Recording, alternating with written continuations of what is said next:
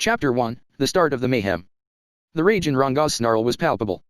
As if chiding him, two ogres, one with blue hair and one with black, leaped in response. A moment later, a shockwave formed a crater in the earth, sending piles of dirt and mud into the sky. The blast from Ranga's voice cannon held enough power to atomize a group of goblins on the spot. But it would only work, of course, if it actually struck the ogres. The dodge did not unnerve Ranga. He was proud of his abilities, but seeing them avoided was the least of his concerns at the moment. He sprang off the ground, hoping to end any tandem attack from the blue and black hairs before they could unleash it. They were both still in the air, and Ranga took aim at the black ogre, reasoning this was the weaker of the two. Putting one out of the picture would rob them of the teamwork they seemed to be counting on in this battle. Ranga was halfway toward realizing his goal. What he failed to notice was that he had more than two opponents. The moment he was in the air, a wall of fire suddenly appeared before him. It resembled the spiritual magic conjured by shamans, but it was a different type of so-called mystic art, part of the family of illusory magic. Mastering such a complex spell indicated exactly how advanced these ogres were, not some rabble living primarily off instinct, but those capable of learning and acting on reason, like the human race. The flame wall blocking Ranga's path was not particularly harmful, but it did allow the caster to fully block a single enemy attack. Conjuring such a shield in front of an advancing foe could also serve as a smokescreen, earning the caster precious time to formulate a plan. And that tactic succeeded. Losing his target, Ranga was forced to land back on the ground.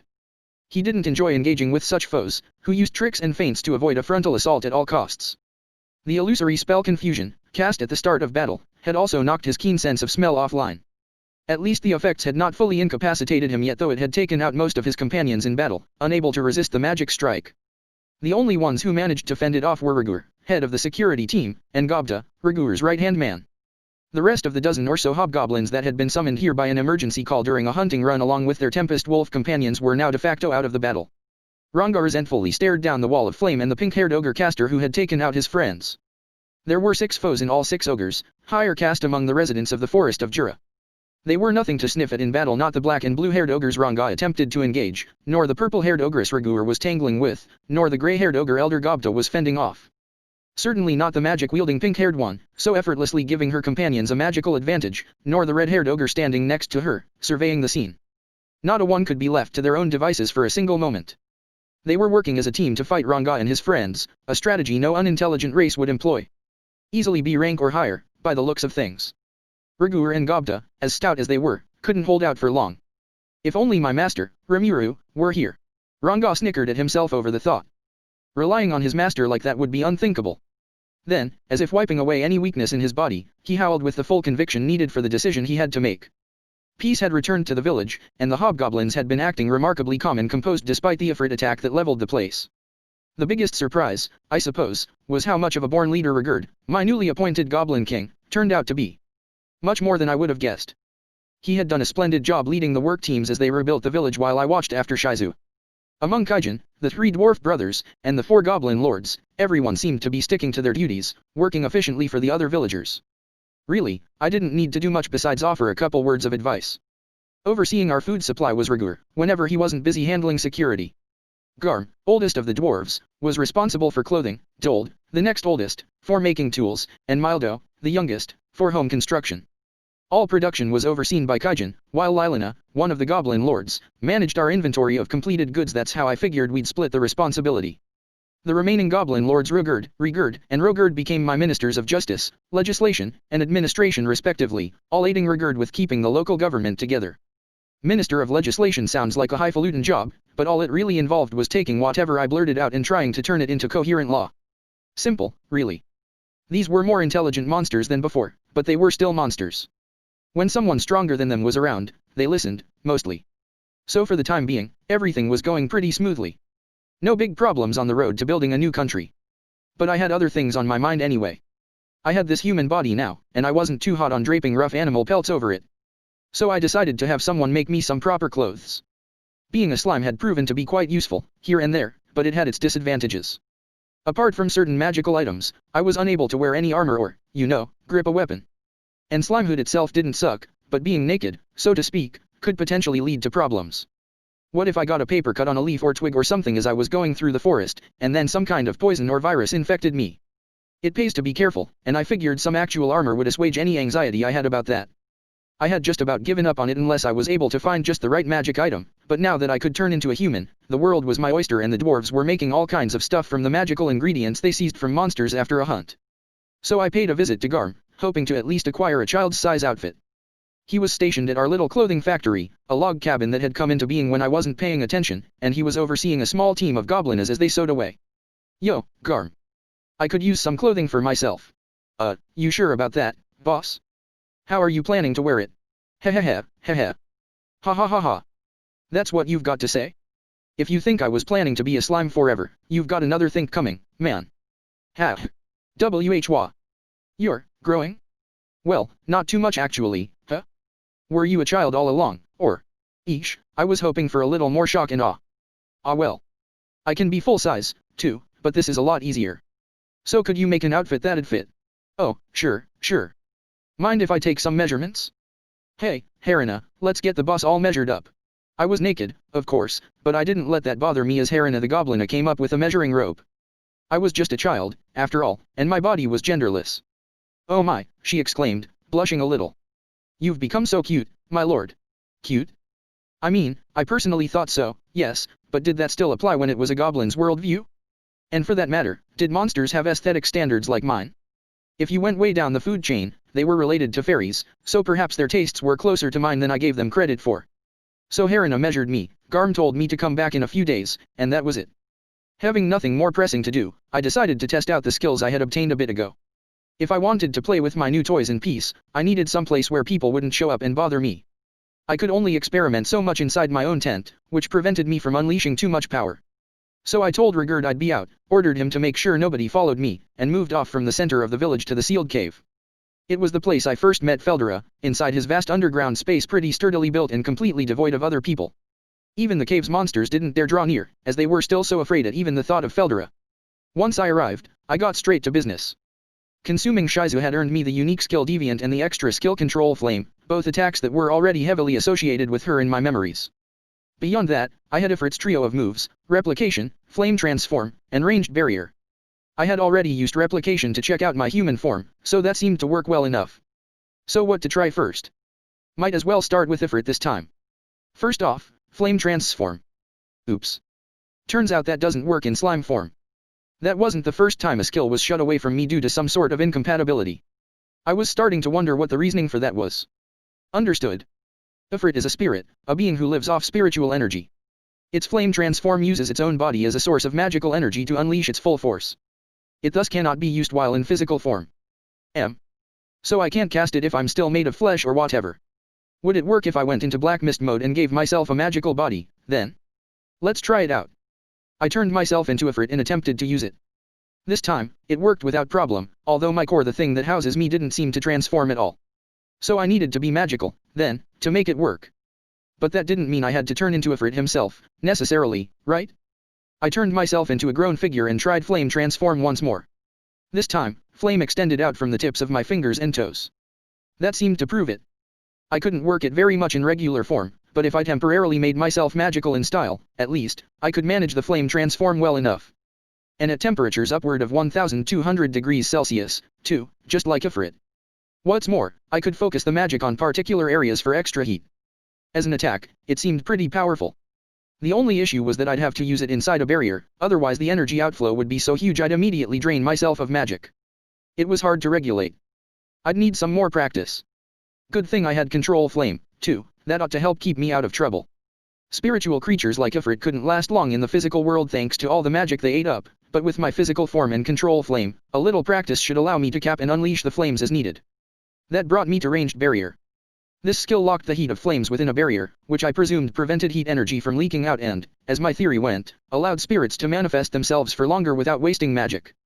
Another unique property was that it contained certain physical durability, in case you wanted to keep anyone inside the barrier. I thought of ways I could use this. The largest barrier I could make with it extended out in a semicircle 300 feet or so in diameter, although it didn't affect anything beneath the ground's surface. I could shrink it down until it was covering nothing but my own body, which didn't reduce its effect at all and kept magic consumption at a minimum. This free control meant I could wear it like a sort of light protective layer. It could also prevent magic leakage during a flame transform, not that it would be much help, given that the flames never went beyond the barrier itself. So was heat leakage kind of like losing energy? Was that the reason it sapped my magic? Understood.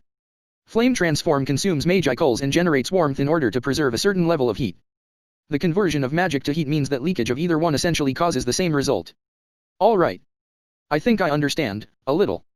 So if I keep the flames locked inside the seal, I don't have to waste any energy because it'll stay active without any further work. I'm pretty sure what I learned in physics class on Earth said something a tad different, but hey, Newton didn't have to theorize anything about magic over there. He had it easy compared to me. If I started asking questions like, how does it fully enclose the fire, or won't it burn out once it consumes all the oxygen in the barrier, I wouldn't get anywhere in this world. Besides, for now, the flame transform wasn't as important as the ranged barrier as a form of self-defense. Would that work if I had it cover me alone, a form I decided to just call my barrier for brevity's sake? I had the perfect skill to test that with. Yep, time for another replication. I had been a little reticent to test certain aspects of my skill set, just in case I damaged myself in the process, but replication provided an efficient answer for that. My copies, after all, had the exact same abilities I did, except for the unique skills. Those were exclusive to me, I guess, and while I could have my copies use those while they were close by, once they went out of my sight, that was it for uniques. All except for my consuming skills, which were closely entwined enough with my slime identity that even my copies could use them a little. As long as I was half a mile or so away from my copies, I had full control over them. Anything beyond that, and they wouldn't be able to parse anything except for very simple commands. I still had an insight into their line of view, however, and my thought communication skill let me give new commands anytime I wanted. The perfect spy tool, in other words, but that was beside the point of this test run. So I created a clone of myself and cast a barrier on it. Then I shot one of my water blades at it. It was sharp as a knife. I could see that much as it ripped through the air, but it shattered into nothing in front of my copy. A perfect block by the barrier. Pretty strong, then. Just like I expected. I then tried practicing to see if I could fire off water blades while keeping the barrier on myself. That turned out to be simpler than I thought. I just had to create a little jet shooter out of my finger and fire away. These shots, in turn, would be enclosed in their own miniature barrier, a bit like a large soap bubble splitting into two smaller ones. That these tiny force fields expanded the blade's strength and range was another unexpected benefit. The testing continued with poisonous breath and paralyzing breath, and along the way, I realized that taking damage while under a barrier consumed my magic. Not with paralyzing breath. The barrier did a fine job absorbing that, but poison mist drained it immediately, dismantling the whole barrier once the magic was gone. Of course, this also meant that as long as I charged up the barrier with enough magic, it would provide some temporary poison protection. I applied more magic to the next barrier and placed it on my clone. A few more shots of poison mist confirmed that the more magic I laid on, the longer the barrier would hold up. It proved to be pretty damn durable, in fact. Even more so if the barrier was covering the original instead of a clone, I assumed, to the point that poison mist style attacks were likely nothing to worry about. Now that's armor I could count on. The final experiment of the day involved using flame transform alongside ranged barrier. The results were fascinating. Damn right, it's a rank. At least. A flame transform inside a flare circle barrier would expose anything organic inside the barrier to several thousand degrees of heat, scorching them instantly. Being confined to a restricted space did wonders for the attack's strength. It cooked the very air itself, robbing it of all oxygen and searing the lungs of its victims before they knew what had happened. Any creature who breathed air would face little chance of survival. I didn't have to worry about breathing, of course, and my resist temperature tolerance would take care of me anyway. For anyone else, though, it was a death sentence. In a way, it was a relief. Without a body that just happened to be so adaptable to its attacks, my chances of victory would have been pretty slim. Still, this was another overpowered skill, and I'd need to deliberate over it a bit more. Shizu had a cancel flame attack tolerance, perhaps a side effect of merging with Ifrit. This kept her safe from fire strikes or extremely hot environments, a bit like my resist temperature, except without the cold protection, although it offered even more insulation against heat. Cancel must have been a higher level than resist in this hierarchy, and considering resist temperature was already an upgraded tolerance, cancel flame attack must have provided a fantastic amount of protection. So all in all, the experiments bore a lot more fruit than expected. Nothing I could have learned inside my own tent, I would have torched the village immediately. Happy with the results, I returned to the village. I didn't need sleep, but replenishing my magicule stores was vital, and rest was the best way to do that. I'd had enough of being forced into sleep mode, and it was never a good idea to overdo things anyway. No need to panic. I had all the time in the world. The next day, I stopped by Garm's cabin for a fitting session. They were still stitching up my outfit, but Harena had some mass-manufactured armor and clothing for me to try on.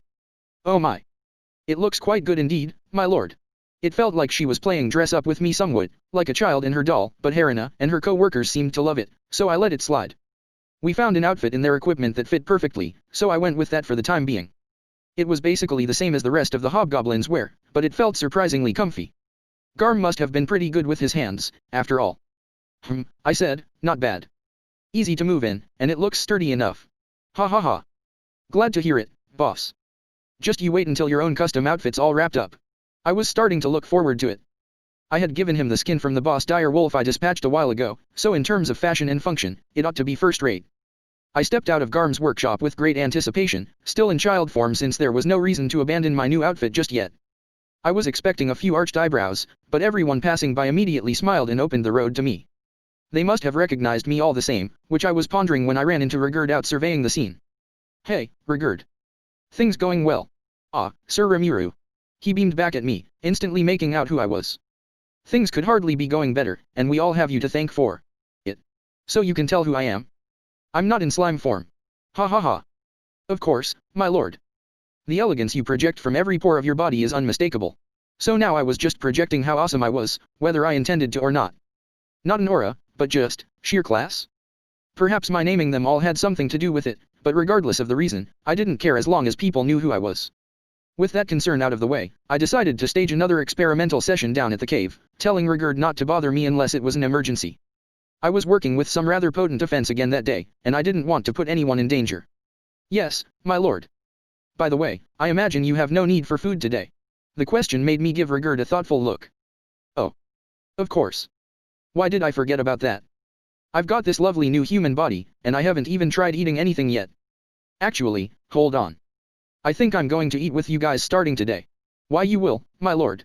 Another beaming smile which always looked a bit threatening from hobgoblins, but it wasn't their fault. Well, we must hold a feast today to celebrate the occasion. I will instruct Lilina to prepare a sumptuous spread for us all. I was just as happy as he was. I didn't feel hungry, no, but it would technically be the first solid food I'd had in ages. It was exciting.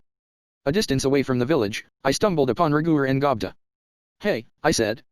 I guess there's a party at the village today, so try to hunt down something tasty for Lilina, would you? I'm capable of eating food now, so let's make this an evening to remember. Ah, Sir Remuru. Rigurd exclaimed. Is that so? Well then, I will provide the most succulent cow deer I can. Cow deer? Cow, deer? The name made it easy to imagine the sort of animal he was talking about. People around here seemed to dig it. I was starting to seriously look forward to this. By the way, Sir Remuru, to what do we owe the occasion of your new appearance? Hehehe. How kind of you to notice, Gobta.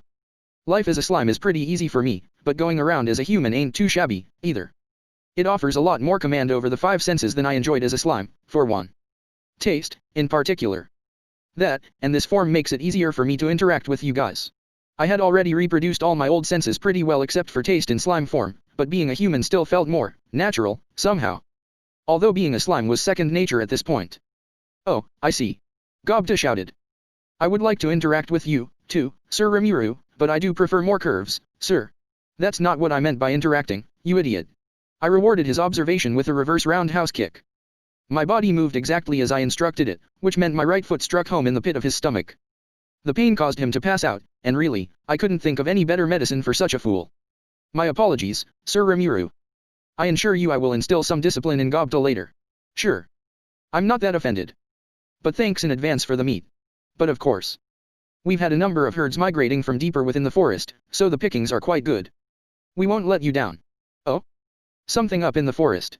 Indeed, we occasionally see large-scale migrations of magical beasts, due to changes in habitat or other factors. I doubt it is anything serious, but we are stepping up our patrols. That struck me as odd. He was probably right, it'd be nothing, but you always need to stay a step ahead on these things. So I summoned Ranga and assigned him to sentry duty with Rigurd and his team. Nothing he couldn't handle, I was sure. In a moment, Ranga stepped out from my shadow. I was capable of summoning him now. My pride forbade me from being unable to do something Gobta could handle with such ease. I had been practicing on the sly for a while. You called, Sir Rimuru. I did. I want you to join Rigurd's team in the forest. I doubt you'll see anything, but if you do, keep the team safe. Yes, my lord. I will make it so. His face was meek and docile, but his tail was wagging like mad, as if nothing pleased him more than being bossed around. He was back to normal size now, which still meant he was 6.5 feet tall, or thereabouts, so the wagging didn't kick up any gale force winds, at least. I was glad to see he was listening to my training. Keep a close eye out, Ranga. And if you see anything, Rigurd, let me know. Ha ha ha. There is hardly a thing to worry about, Sir Rimuru. I hope you have a hearty appetite worked up. He was right. Maybe I was overthinking it. Ranga was at least a B+ in terms of strength, maybe even an A- by now. His class was on the upper end of what you saw in the forest of Jura. He'd be fine. The thought of all that roasted fantasy monster meat in my mouth was making my brain catastrophize over nothing. I'll be sure I do. I'll be in the cave, so let me know if something comes up. Then I nodded at Raghuur and left. The excitement was welling within me all the way to the cave. Actual roast meat. There was no way I could expect much from Hobgoblin haute cuisine, but if all they were doing was grilling up some meat and plants and such, what could go wrong? They probably wouldn't season it with much apart from salt, but oh well. But hold on. Do they bother adding any seasoning at all? I hadn't thought about it, since I had no sense of taste. They've got to use salt, at least. Maybe I should find some rock salt and build a little supply for myself, just in case. The analysis skill provided by the Great Sage let me track down some rocks with salt content in them. Predation let me suck it in and extract the salt, and I just tossed the rest. Couldn't be easier. Though was it really alright to use my skills for stuff like this? It has to be. What's the harm in using the tools I have? So with the salt in hand. Oh wait, I was testing out my skills, wasn't I? I was so distracted by the upcoming feast that I lost track of my original mission. I shook the cobwebs out of my head as I headed for yesterday's underground cavern. Today, I wanted to try my hand at some control flame maneuvers. It was, as one would expect, an extra skill to control flame. You could build up your body's temperature and the ambient heat in the palm of your hand, focus it on a single fingertip, or just whip up a campfire on the ground wherever you liked, no actual wood or kindling required. That, however, was it. Hence, why it's an extra skill. Nothing that powerful. I couldn't, set my finger on fire or shoot flames from my palms. I thought I could maybe release the heat from my fingertip like a sci-fi laser rifle, but I was sorely disappointed. And forget about triggering explosions like Shizu did with ease. She was probably fusing this with some of her own magic to do that. Hang on. Fusing with magic? Suddenly, the flame transform I had worked on the day before came to mind. Back there, I had changed my form into a grown adult and infused my own body with that skill, but as I'd thought about it overnight, I realized I could try working flame transform on my internal magic stores instead. For spirit beings, flame transform turned their body into energy waves, but I figured there was no rule that said I had to use it that way. For example, what if I released some magic and worked flame transform on that? And if I could then take the results over with control? Flame. Received. It is possible to combine the mimic aspect of your predator unique skill, flame transform, the extra skill control flame, and the unique skill deviant. Execute? Yes, no. Hehehe. Just like I thought. Yes it is, then. Pretty surprising to find this unexpected quirk of deviant, before I even had a chance to fully examine it. I felt like I'd been introduced to some new kink a bit guiltily, but at the same time, I was just beginning to realize the extent of this new world. Report. Flame transform and the extra skills control flame and control water will disappear following the combination. In its place, you will have earned dark flame and the extra skill control particles. Resist temperature will also evolve into cancel temperature. This will eliminate the extra skill cancel flame attack. I gave the order, and the sage did the rest. The results let me earn a new skill far more easily than I would have guessed. Losing control water along the way was a regret, but I figured it was because I could do the same thing with control particles well enough. Time to try 'em out. Dark flame was a skill that let me release flames from my body whenever I focused my internal magic force. I created a field of magic, transformed it into flame, then launched it away, thus creating fire from thin air. I could also adjust the temperature based on how much magic I used. If I wanted to grab someone's head and immediately encase it in flames, it'd be possible, albeit a tad toasty. If I wanted to focus the flames on my palm and shoot them off, no problem. Basically, I pictured it as gathering a bunch of magi coals in a single place, setting them on fire, then releasing somewhat like how my water blades worked. I fired a shot of this at a nearby boulder. It immediately burst into flames, and judging by how the surface was literally melting, it had to be pushing 1500 degrees again, about the same as with flame transform. What a weapon I've stumbled upon. I could probably get it even hotter, depending on how much magic I crammed into it, and if I worked it on a larger scale, maybe I could trigger an even larger explosion. Better practice that. Never know when I might need it. Now I could work these flames however I wanted without thinking too deeply about it, and I suppose I had control particles to thank for that. Working the magi coals around me allowed me to control the paths of other molecules in the air, creating heat from the resulting friction. Since I was controlling magic to move these particles around, I could boost the temperature simply by using a little more force. It had come all too easily, but control particles was a fearsome tool to add to my arsenal. The great sage attempted to explain the ability over the course of several minutes, using all kinds of unfamiliar jargon and logic, but I cut it off. It was indecipherable, a total waste of time. I figured it would handle the details for me anyway. More interesting was that now I could apparently control the very air molecules around me. My understanding of dark flame was that it transformed magi coals into flame to create searing temperatures, but if I could make any sort of molecules rub against one another for similar effects, could I use that to create electricity, perhaps? Like, say, what if I linked dark lightning up with control particles? Received.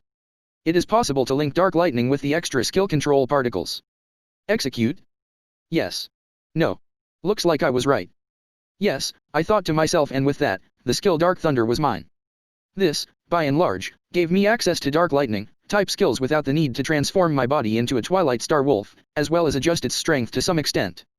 The wolves could use the dual horns on their heads to fine-tune the intensity and range of their attacks, but Dark Thunder eliminated the need for all that. I tried summoning some electricity between my thumb and pointer. An arc of bluish-white energy danced between them. Just like with dark lightning, I could freely control its size and force with the amount of supernatural energy and magi coals I used from a light, paralyzing jolt to a vaporizing thunderclap. Honestly, this control particles stuff was getting a little godlike. It was nothing all that exciting by itself, but when paired with other skills, it turned into a juggernaut.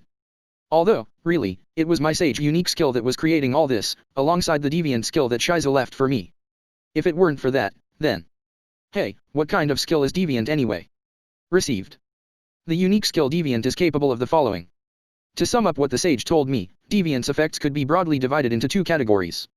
Synthesize, transform two differing targets into a single object.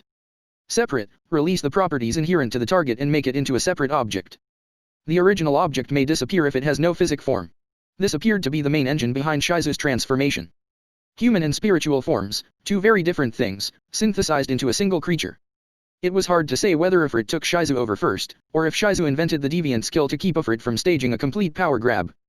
There was no way of knowing for sure now, but either way, it was clear I could adapt this skill for a number of things. I already knew that synthesize could be applied to skills, leading to all manner of other combinations. Perhaps it could be combined with magic as well? Maybe fusing flame and wind to create hurricanes? Or maybe I could give magical effects to weapons and trigger a special attack with just a little magic force. To give you my honest opinion, this deviant skill was a scarily good fit with my own skill set. As a slime, I wasn't capable of nervous sweating, but I might as well have been. A few quick experiments had already given me control particles and dark flame, and I now also had full control over electrical attacks. There were tons of monsters left for me to predate and glean new skills from, and I planned to do that as much as I could. And for that matter, could I use the separate function to seize skills from my enemies? Received. It depends on the specific scenario. However, erasing or separating skills etched into the target's soul is not possible. So it couldn't do everything. But it'd work sometimes? I'd need to figure out exactly what was available to separate from my target first. But really, synthesize was the biggest prize with deviant. I was planning to take a lot of skills from a lot of monsters going forward, and seeing what kind of things I could create from them was already getting me excited. I suppose it was all thanks to the great sage, but either way, Predator and Deviant made for a potent duo. It didn't exactly have the most attractive name, but in Deviant, Shizu had given me one hell of a farewell gift. I decided to wrap up that day's session with a few cancel temperature tests. Temperature covered both fire and ice, I supposed, and considering even resist temperature was enough to handle Ifrit's mega-charged fire, having an upgraded version should handle most attacks tossed my way. Anything short of being launched into the sun like a slingshot, at least. There was a barbecue waiting, and I wanted to wrap this up quickly. But defensive skills directly contributed to the preservation of my life. I had to figure out what I had. Just as I had yesterday, I used a sizable amount of magi coals to create a replicated slime body. Something about attacking a cloned, naked human resembling a young girl gave me pause. I could probably summon up some clothing or armor once I was more versed, but that didn't make this any less in bad taste. Slimes were pretty cute themselves, but if I wanted to do any real experimentation, I had to beat up something. I knew from yesterday that I could apply a barrier to block my own water blades. Now, let's try attacking it with Dark Flame. Using the same level of magical energy as before to smash Dark Flame against a barrier, I found that it succeeded in fully blocking the heat. Not bad. If it could annul Ifrit's flare circle, it could handle well near anything, I supposed, to say nothing of Icicle Lance. So I was good against hot and cold, then. Received. Cancel temperature is linked with ranged barrier, thus cancelling the effects of temperature-related attacks. Ah, perfect. If Shizu possessed cancel flame attack, Ifrit must as well, since it let them each handle such high temperature attacks in the first place. It seemed like the perfect tool. Now that it was combined with resist temperature, I had nothing to worry about from ice, either. Removing the link for a moment, I tried Dark Flame once more. This time, it smashed through the barrier instantly, but my replicated clone was perfectly safe. Resist melee attack must have helped absorb some of the shockwave-based after effects. Between all these resistances and my barrier, I figured I could rest pretty easy when it came to my own defenses. Better not forget to link all this stuff with the barrier first, though. Received. Ranged barrier is now linked with your resistances. Relaunch as multilayer barrier? Yes. No. As it turned out, I couldn't create a single barrier with lots of different effects applied to it, but I was free to create multiple barriers with one resistance effect each. So yes, it was, once again, and the moment I thought it, I could feel a thin, colorless, invisible coating come over me. It was a multilayer barrier, consisting of several layers but still so thin that my magic sense skill could only barely spot it. It didn't require much magic energy to keep going, either once it was summoned, it barely consumed any at all, far less than I could naturally recover by myself. Another great success for today, then.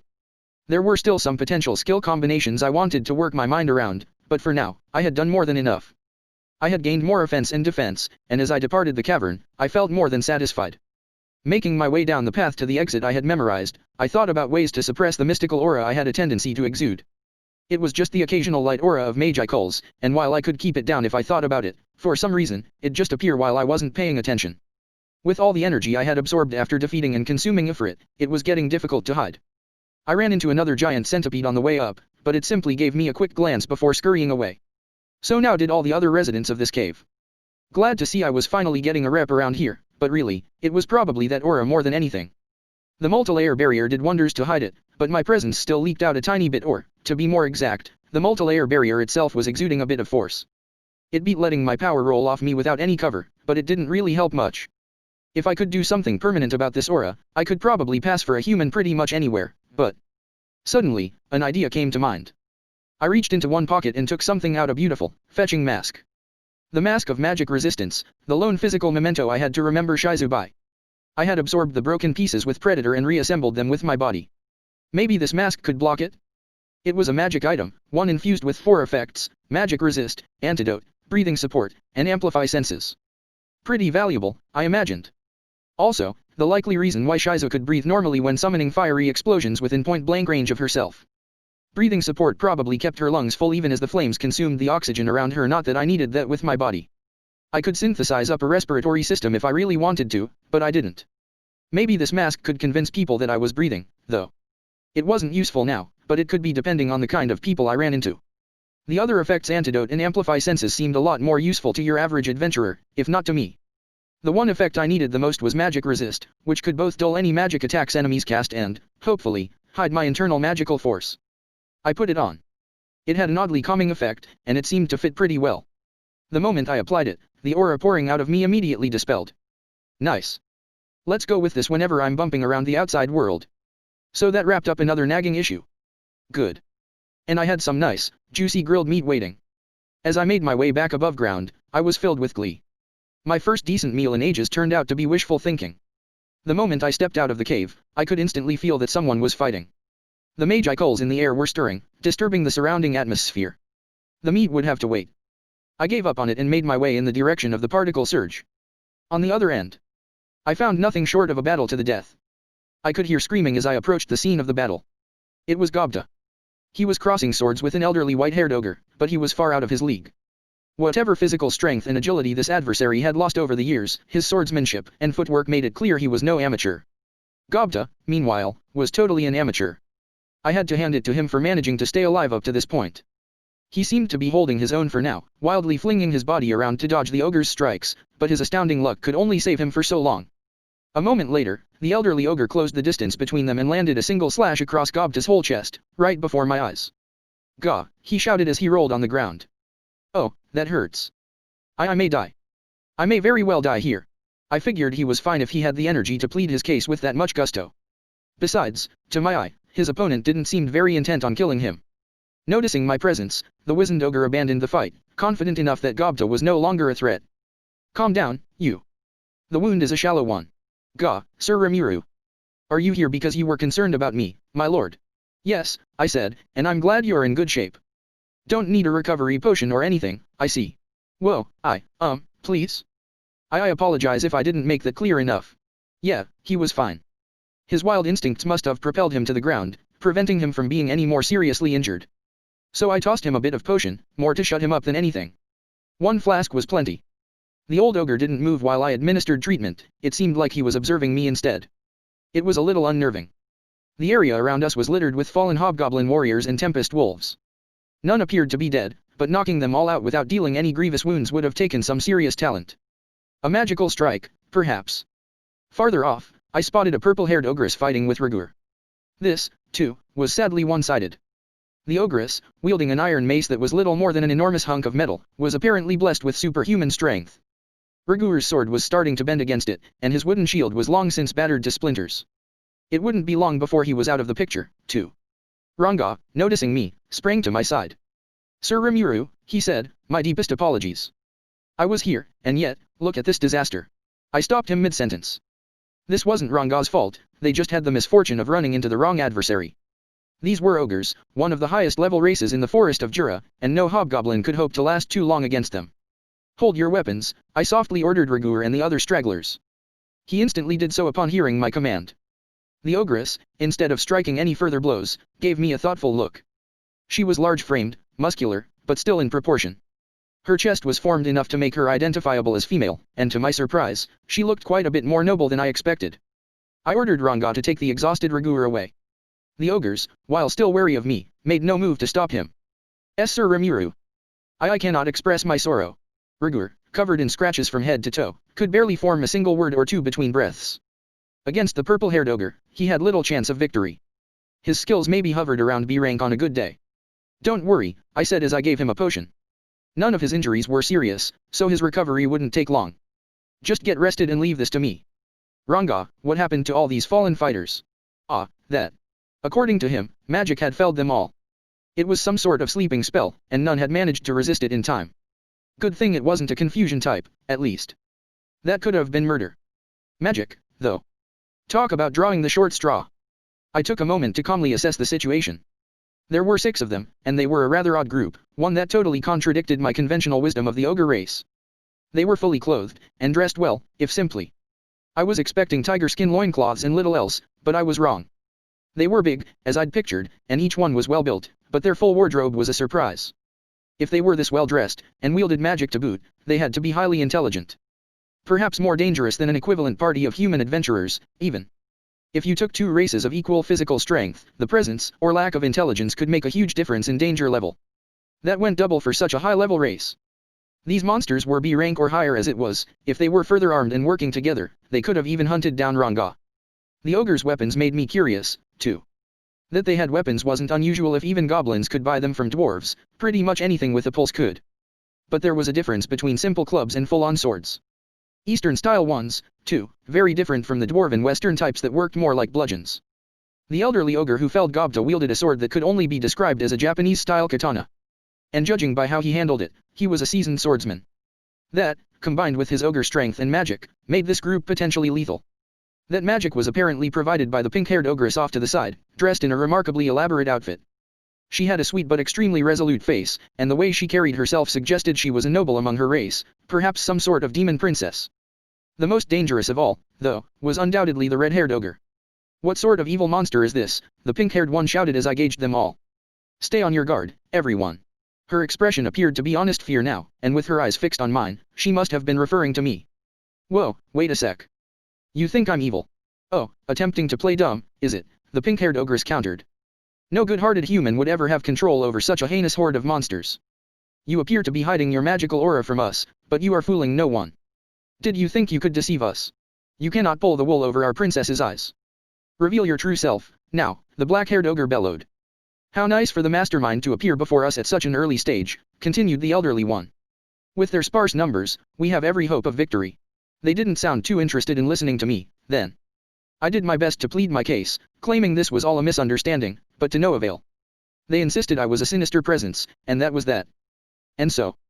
"Enough of this," the red-haired ogre snarled.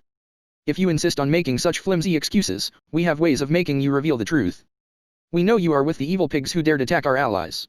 This made no sense. But a battle now seemed unavoidable. I could have easily fled, but there were still sleeping hobgoblins and tempest wolves all around me. I wasn't heartless enough to leave them vulnerable. "Sir Rimuru," Ranga asked, "what will we do? Even a freshly healed Rimuru and Gobta wouldn't help us much. Ranga and I were the only really useful fighters. So I decided to point him at the magician. I want you to take on the pink-haired ogress over there. I think there's something else going on here, so I want to get through to them." Meaning, don't kill anyone, alright? I don't want any more magic tossed around, so just run a little interference for me. I can defeat the rest. But, Sir Rimuru, you against 5 ogres. Don't sweat it. Like, I couldn't possibly lose. The ogres within earshot stirred angrily. I didn't care. Yes, my lord. Following my orders, Ranga zoomed into action. The ogres immediately fanned out in formation. I took a moment to figure out how I was going to handle this. I wasn't lying before I really didn't think I could lose. Based on my experimentation over the past 2 days, I knew I had gotten more than a fair bit stronger. Ifrit was well past A rank, apparently, and since he was part of me now, I had to be a level. Rigurd said ogres were around B to B+, meanwhile, and considering the stately dress of the ones before me, we might be dealing with Aminuses, even but stronger than Ifrit. Yeah, right. It'd be easy to kill them, I thought, but our inability to talk this out was concerning. If they clearly wanted to murder us, that would be one thing, but they had killed none of my allies. And while they weren't willing to listen to me, I was sure they would if we could all just chill for a second. So I took action, making a beeline for the dark-haired ogre. My body felt light as it obeyed my thoughts. I had been human for a relatively short while, but already it seemed to fit me like a glove. The difference in height from my slime form didn't bother me, either, since magic sense gave me a 360-degree insight into my surroundings.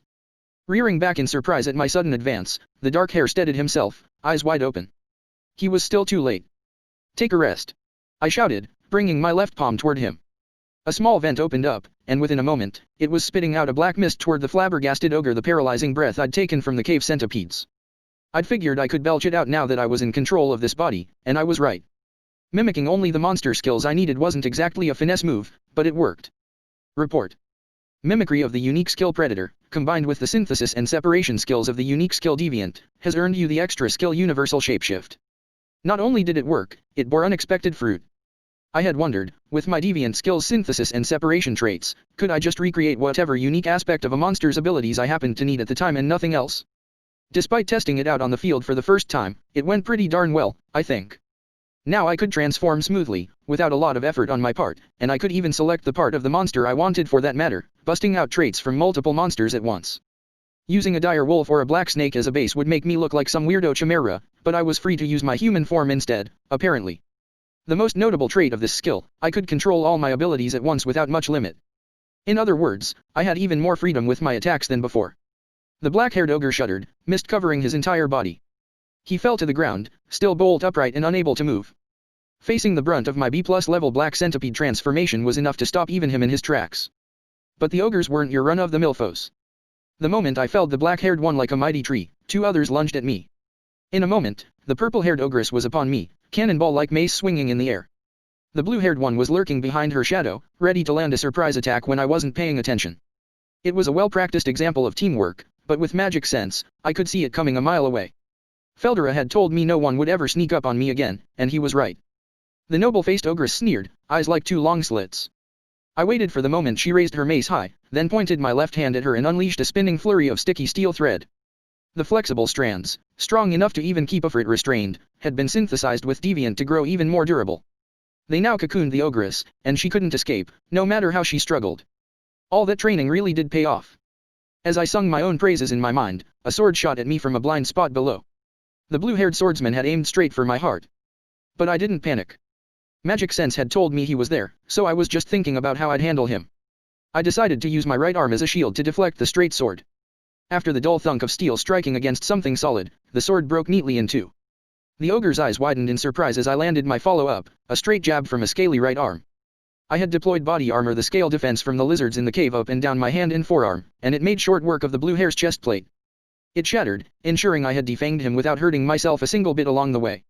I didn't really need body armor here. Resist melee attack linked with multi-layer barrier was enough to annul any potential damage to my arm, but hey, just in case, you know? That meant 3 ogres were out of the picture.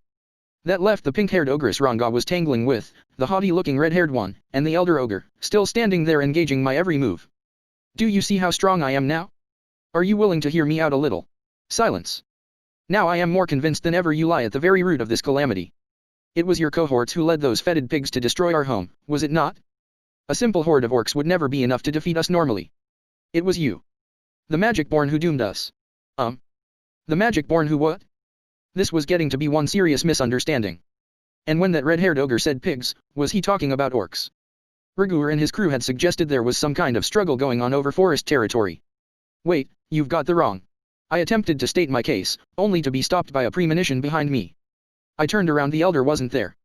Was the other one lecturing me just to divert my attention? In a panic, I turned, blocking a strike from behind with my right hand. It was a shock, someone evading magic sense to get so close undetected. Thankfully, the unique Great Sage skill sped up my thought processes to 1,000 times faster than normal. The elder unsheathed his blade in a flash, and I was just barely in time. But something about my arm felt unusual. My skill set kept me from experiencing pain, but oops, he had lopped the thing right off. This old guy's skills were incredible. Even with multi-layer barrier and body armor in place, it was like he could cut through paper. MMH. I must be growing senile. I was sure I had decapitated you there. Senile, my ass. His physical skills were no match for his companions, but his speed was ridiculous. He was lethal. Retrieving my amputated arm, I stepped back a little ways. Sir Rimuru. Stay back. I'm fine. I shouted, shooing Ranga away. The elder was too dangerous for him to handle. He looked confused for a moment but turned his attention back to the pink-haired ogress, apparently trusting me. I will not miss next time, the elder said as he resheathed his sword and readied it anew. No way I would underestimate his advanced age now. I needed to show him everything I had. Apparently waiting for the moment I was fully focused on him, he leaped up, and with a shout of, "Die for my comrades," slashed at me from my flank. Ha, the red-haired ogre shouted, still targeting me. Losing an arm should be the end for you. You were strong, I'll grant you that, but you were arrogant. You thought you could take us on alone, but that was your undoing. He had a unique way of moving, too, one that let him stab at my weaker points head-on. He must have seen me as enough of a threat to not bother keeping alive. Master-level teamwork like this was a huge pain in the ass. I was incredibly strong, so I didn't pay much attention to it, but I was really just an amateur in a fight. Whatever rubbed off on me during physical ed class was about all I had. Getting all serious against a total newbie seemed a little immature, but then again, I did tell them I couldn't lose. I suppose I had it coming. But I still had to make it out of this scrape, by hook, or by crook. I considered the situation as I worked to keep the two at a distance. Taking them on with a single arm sounded like a steep order, so I used my Predator special skill to reabsorb it. Self-regeneration, the slime intrinsic skill I started with, was good enough to heal me when paired with Predator in the past. Hopefully, it could handle more delicate surgeries like this. Report. Combining the mimicry skill of Predator with the slime intrinsic skills Dissolve, Absorb, and Self-regeneration has earned you the extra skill Ultra Speed Regeneration. This comes at the cost of the slime intrinsic skills Dissolve, Absorb, and Self-regeneration. Losing all those slime skills at once seemed kind of a hefty price to pay, but I couldn't complain about the results. I never used those things anyway, given that Predator covered for them all. Launching Ultra Speed Regeneration, I focused on rebuilding my right arm. The arm I had consumed was taken apart and instantly absorbed into my body, and in the blink of an eye, it was back. It was crazy fast, like none of my recovery skills from before. Ultra Speed was right. Oops. No time to gape at my own handiwork. Let's try a quick bluff. Hehehe. Ahahaha. Did you think cutting a simple arm or two off meant you had won? Well, sorry to disappoint you. I will admit to underestimating you all earlier, though. Time to get a little serious. I removed the mask and placed it in a pocket. The ogres, already spooked at how fast I had rebuilt my arm, were positively stunned by what they saw under the mask. Releasing my full magical aura made my hair begin fluttering in the air. They must have instinctively sensed the danger. You monster, the red-haired one intoned. I'll kill you with everything I have. Ogre Flame. I guess fire was his ace in the hole. I was immediately the center of a hellish vortex that might have been 2,000 degrees or more. That little spark. That won't work. It would have vaporized anyone other than me, but cancel temperature meant that it didn't even singe my hair. Seeing his finisher fail so spectacularly sent the red-haired ogre, for the first time, into an obvious panic. He kept his head through sheer force of will, resolutely staring at me. He wasn't broken yet, I had to hand him that, but considering I didn't want to kill him if I could, I kind of wish he accepted defeat sooner than later. Right now would probably be my best chance. The ogres were by and large stopped, wary of what I might try next. Let's bust out something huge to break 'em all at once. And if that didn't work, if they still didn't want to hear my story, then I'd have no other choice but to finish them off. Please let this be enough, I prayed as I made my final move. You want to see what real fire is like? Look at this. I let the dark flame whirl around my left arm. I was hamming it up, I knew, but I had to if I wanted to make my foes grovel before me. My brother, the pink-haired ogress tangling with Ranga shouted, the fear apparent on her face. That flame. Your illusory arts are nothing compared to it. It shocked her, at least. Her brother's ogre flame was a mystical art, one that turned his very aura into flames. Mine, meanwhile, was an innate skill, which must have thrown her a little. Hehehe, you're right. But I've got something even more fun than that. Now it was time for some dark thunder from my right hand.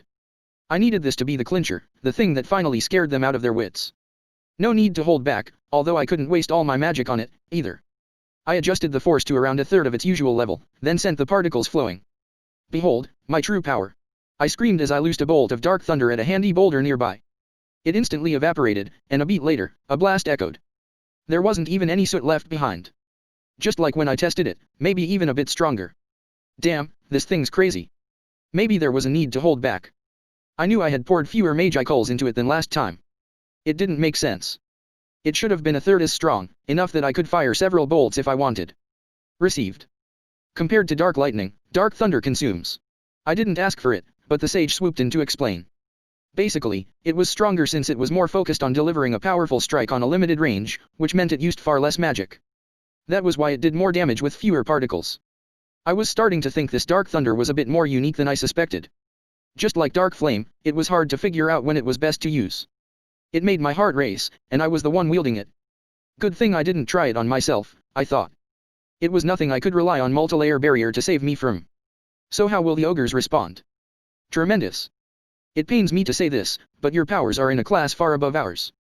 However, as the next in line to lead my band, I was raised to take pride in my race. How could any leader allow his fallen comrades to suffer in silence? Whether I succeed or not, I must strike a return blow. Young master, let me join you. Great.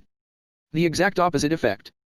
Now the red and white-haired ogres were playing the tragic heroes, their faces bewildered. They were ready to sacrifice their lives against me. It wasn't how I meant to end this, but against that attitude, it'd be hard to suppress them without causing their deaths. So there's no other way? Whether they were mistaken or not, I couldn't let them run free now, it'd just lead to further trouble later. I hated to say it, but I was starting to understand it was their own damn fault for being so stubborn. Just then, the fetching ogre princess shouted out. Please, wait. The pink-haired ogress stood before her red-haired brother, arms open wide to stop him in his tracks. My brother, you must think calmly about this. Such an all-powerful magic born using low-minded tricks to send the pigs to our homeland? It is absurd, for he himself is strong enough to lay waste to all of us single-handedly. He is unique, to be certain, but I am no longer sure he is with the horde that attacked us. What? The flustered redhead looked at me.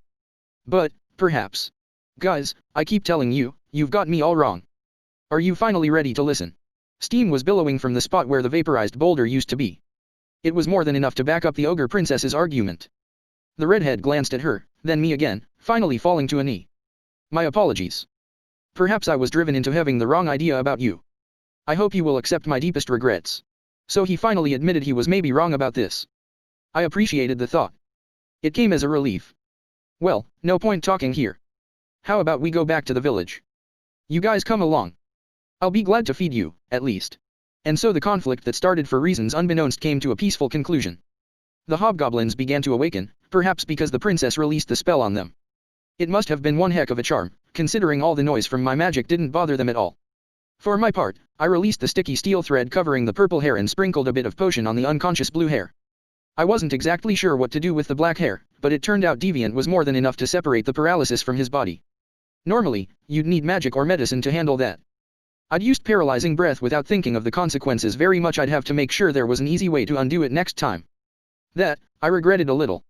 Nobody was seriously hurt, so we all headed for the village. And just like they promised before I left, there was some magnificent food waiting. That's Rigurd for you. The ultimate bureaucrat. His organization skills were nuts. I still didn't feel hungry, but I had been looking forward to this since morning. It had been a physically active day, and between that and the test of my taste sense coming up, I was champing at the bit. And here it came. That first forkful of meat. It's so good. I thought I might cry. The flavoring was a worry for me earlier, but they had taken the juice from assorted types of fruit to make a sauce. The promotion to hobgoblin status must have upgraded their palates, too, and they were now experimenting with all sorts of new recipes. This magical beast was cow deer, right? Well cooked, it was tasty enough even without any extra spices or such, but adding some fruit to the mix provided a very different and very engaging sensation to my taste buds. It did wonders to mask the gamey flavor and tie a neat little bow over the whole package. That was how Lilana, the goblin lord overseeing our food stocks, and Harena, the proud cook, explained it. I followed their suggestions as I cleaned my plate, taking in the experience I'd missed. Speaking of which, they were pretty ecstatic when I gave them the salt I had collected. They knew what it was, I guess, but had given up on securing any because it was too expensive. I suppose, to a goblin race mainly preoccupied with survival up to now, seeking out new flavorings wasn't too high a priority. They got the requisite salt in their diet from the flesh and blood of their prey, and beyond that, they didn't think deeply about it. I advised them not to go overboard with their salt intake, just in case. Not that I was sure monsters could suffer from high blood pressure in the first place. The pink-haired ogre made a surprising contribution, too. She knew a great deal about herbs and aromatics and the like, and she brought in a few wild grasses we could use to hide the meat's more unpleasant odors. I hope this will atone for our rudeness a little, she said as she helped collect the ingredients. She was a high-level creature, and she worked briskly, putting the freshly evolved hobgoblins to shame. The other ogress, the one with purple hair, was just eating along with the others, though. Perhaps female ogres weren't necessarily banished to the kitchen in their society. If it was this delicious, I wasn't going to care about genders. It wasn't long before Pink Hair was getting along swimmingly with the rest of the goblinas in the village. They'd try to learn as much as they could from her, I was sure. It was nice to have another positive influence around town. All's well that ends well, I suppose. The roast meat feast I was so looking forward to went off without a hitch, and our new companions were all too happy to join us as we drank through the evening.